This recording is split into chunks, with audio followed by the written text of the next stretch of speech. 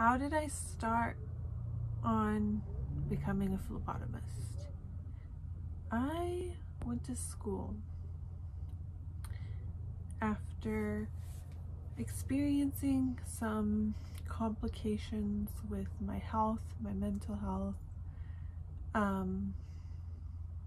One of the things that was discovered through that journey was I was deficient in vitamin D, and that is one of the blood tests that was taken that I did. The blood was drawn and I was deficient in vitamin D. Vitamin D is important for your mental health and depression, and it can cause other things. When I would have complications with my mental physical health, I would not be sleeping enough, not eating enough, not taking care of myself, and that is one of the things that I had to overcome, is like getting enough sleep and getting enough vitamin D, sun, not too much sun, lowering my stress levels. Cortisol is another thing that they can test for, and if they're elevated, then you need to figure out how to lower those levels. But basically my illness is like, if it went to a certain amount of stress and things over time building up, as in work life, family life, friends life, love life, school life, all of this,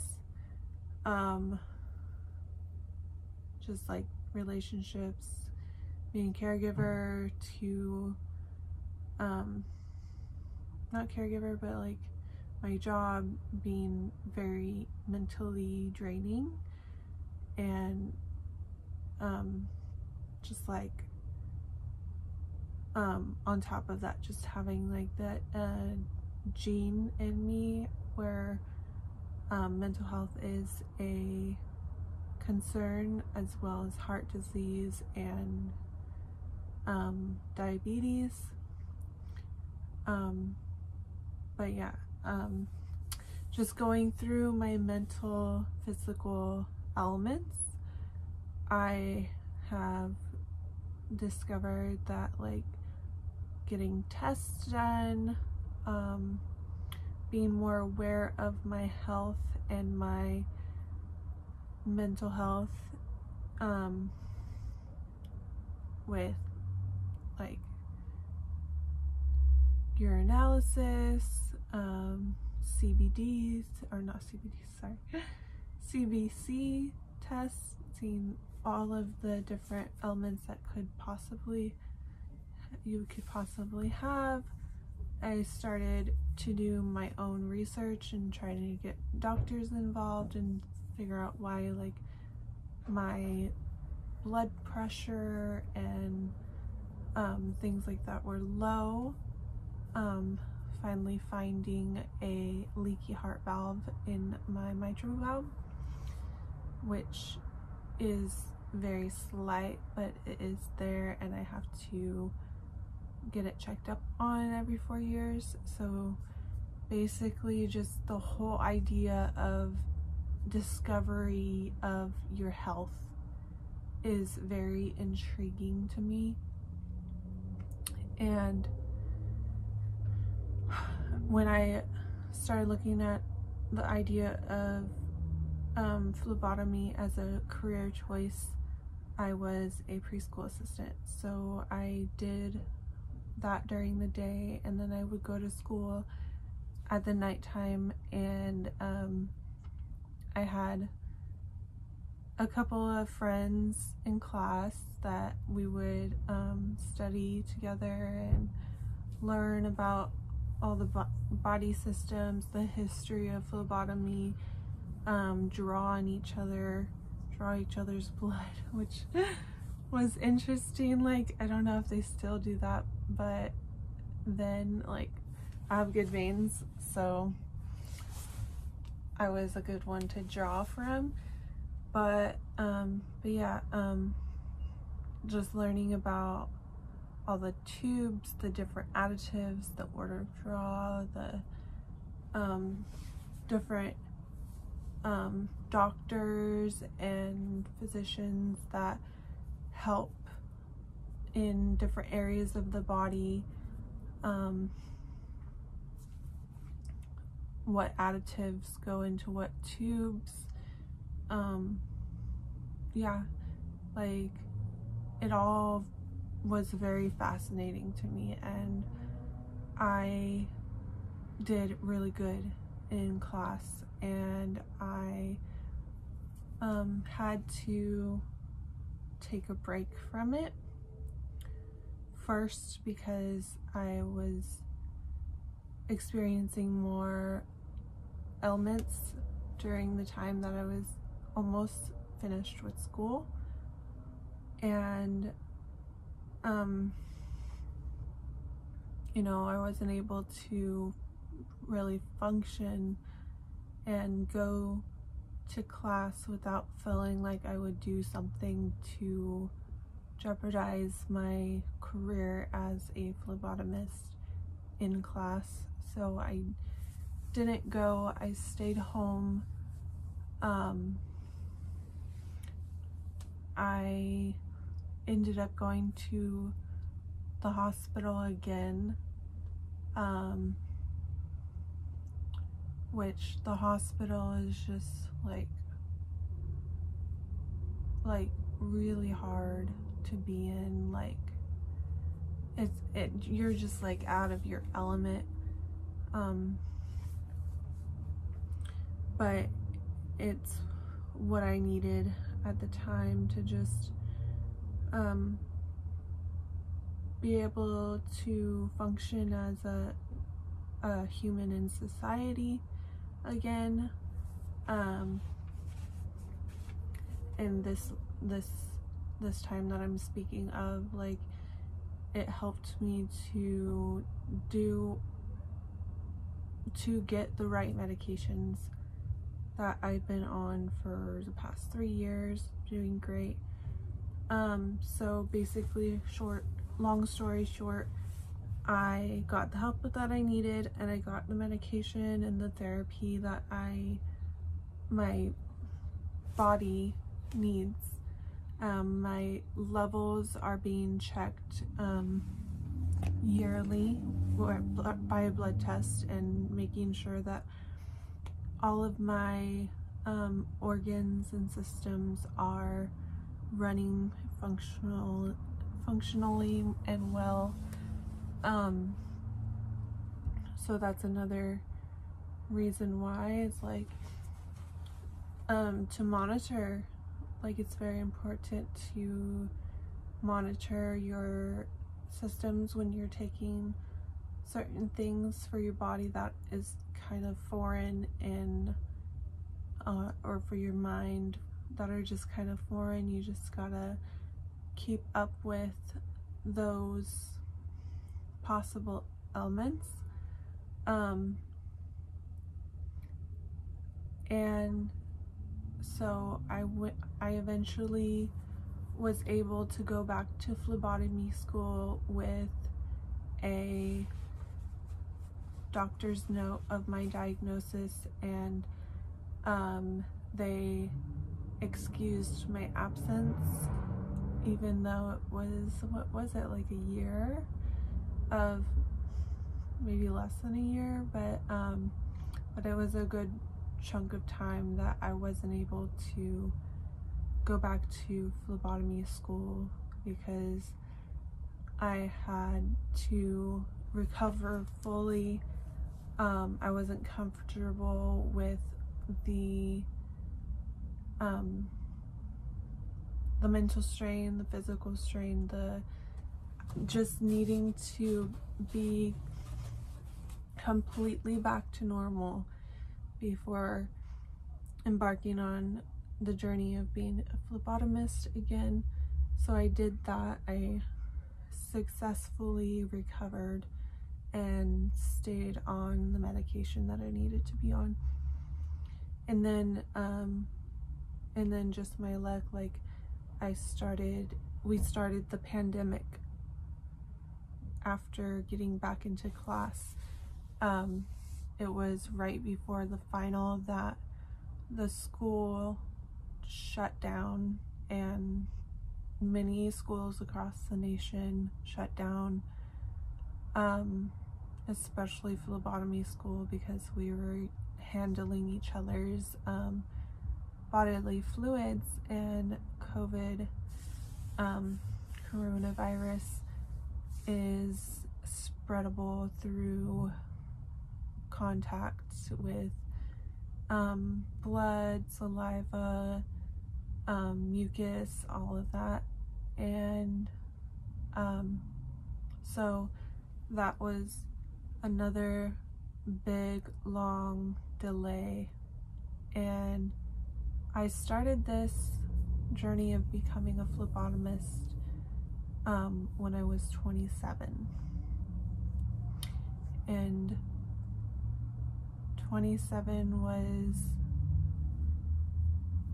just like a really good year, except for getting sick and then the pandemic. Then I was 28, and then I'm 29, and then finally I get my phlebotomy license. And after the school did like an online final, so the final was online, and I just barely, like, we really needed that time to study, but we were on lockdown, and we just I just like stayed home, didn't do much. Kind of a dark time in my life, like just not feeling fulfilled in any aspect of my life. I wasn't going to school, I wasn't working, I didn't have very many friends, I didn't have family close by. I just basically slept, and the 1 or 2 friends that I had like were able to see me for like maybe 30 minutes a day, and then the rest of the time they were gone. And basically that was a big chunk of my life that was just spent doing absolutely nothing.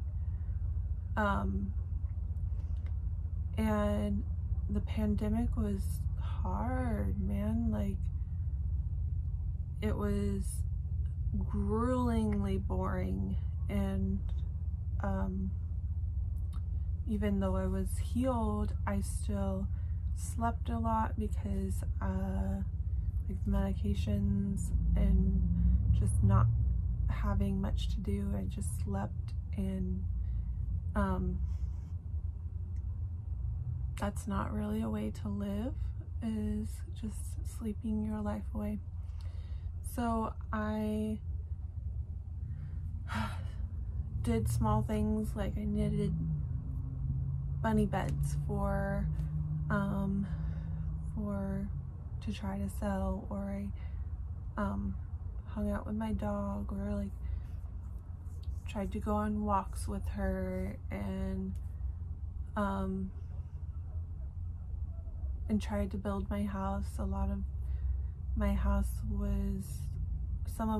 was built during the pandemic, obviously. Like, you can go back and see videos of that.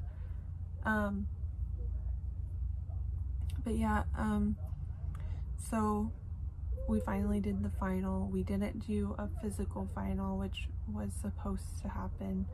We were supposed to draw someone in class and do the whole process, accessioning, drawing, bandaging, post-op, not post-op, but like analytical, like, I don't know, like all the things that go into like phlebotomy. I should be just rattling them off, but yeah. So basically I didn't have the in-person final, but I did have the paper final, and the paper final was so hard. The questions were a lot of reviewing like what you already learned, but a lot of them were very off subject questions, and I like, good thing I studied so much like right before and some during the pandemic, or else I would not have been able to pass that. It was something else. But yeah, I passed it, and then a few weeks later I got my license, I think in April of, not this year, but the year before. And once I had my license, I applied to so many places. I applied to Red Cross, I applied to hospitals, I applied to Quest, I applied to like Kaiser and St. Joseph's and all the places that you would normally apply to, and I felt like I was applying so much and just not getting that much back. But I actually got a few phone interviews and text interviews, and I don't think I had any in-person interviews until way later. I decided after a few months of searching for a phlebotomy job that I would pursue a job in preschool assistant. So I was a preschool assistant for a whole year. I even took a Spanish class so that I could also be able to understand Spanish, which didn't work out, but I did it also for a pay raise, and that helped. And then after I got my pay raise recently, a few months ago, I decided I'm gonna buckle down and I'm going to apply for a specific company, which you probably can guess, or you probably heard me say already, but I told myself I'm going to apply for anything within the like 50-mile range of my house. And so each day for a couple of weeks or a few weeks, I would get on the website and I would look at the locations, and all of the locations that I was like an hour or less away from distance wise, I applied for. And I got a few phone interviews, and before that I even got one in person in Sacramento. But then this last job that I had with my manager now, this last interview that I had with my supervisor now, I had the interview. She called me back to a second interview, and then the next day I got a phone call saying I was offered a position and to either accept it or deny it. I accepted it, and I started to prepare for that right away.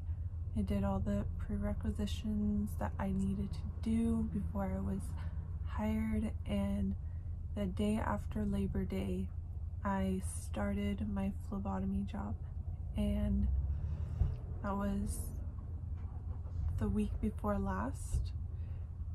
So I'm very freshly new at phlebotomy. Like, I know how to draw. I now know all of the company's policies that I needed to learn in order to be trained for the position, and I'm doing all the tests in the modules, and I am going to be at a certain location, and to prepare for that location I'm at a more busy location so that I can learn the computers and do all the things that I need to do to prepare a patient, and then to draw a patient, and then to file and process specimens. And so I am definitely not gonna like release information that I'm not able to release because of HIPAA, but basically that is the story of how I became a phlebotomist. And it's so like, it's so cool. Like, I feel so like honored that and blessed that I'm a part of people's health journey, and their ability to discover their options, their results, their like answer questions, like help in the process to answer their health questions. I think it's just like so cool that I get to be in that business of testing and discovering and like helping people, and also just like caring for people. Like that's one of the things that's like my passion in life, is like to help in any way I can. Very compassionate person, and like I get emotional about like things, and it just like is awesome. Like, it's awesome. Like, and it's in the area that I like so like desperately wanted to be in. Like, you guys all know that I live in Stockton, and my tiny house is my hobby, and you know that I sometimes had like trouble here and there with the crime rate and my mental health being poor, because the environments I've been placed in my work and my school and my social life, and not being able to make it on my own until now. And I feel like this move into a different city and area is just so awesome. Like, I'm so happy and grateful that like I am able to just branch off onto my own, and my 20s have been just like a really intense, scary, dramatic, embarrassing roller coaster. And I think now that I have figured that out, my 30s are just gonna be amazing. And like I know what to do now. Like, there's so much more stability. Like I got caught up on getting this new job and getting my van and like everything, and like I missed a doctor's appointment, but like I'm getting back on to that on Thursday getting my injection. And so like now that I know, like, you know, like there's this wrong, like, but we can fix it, like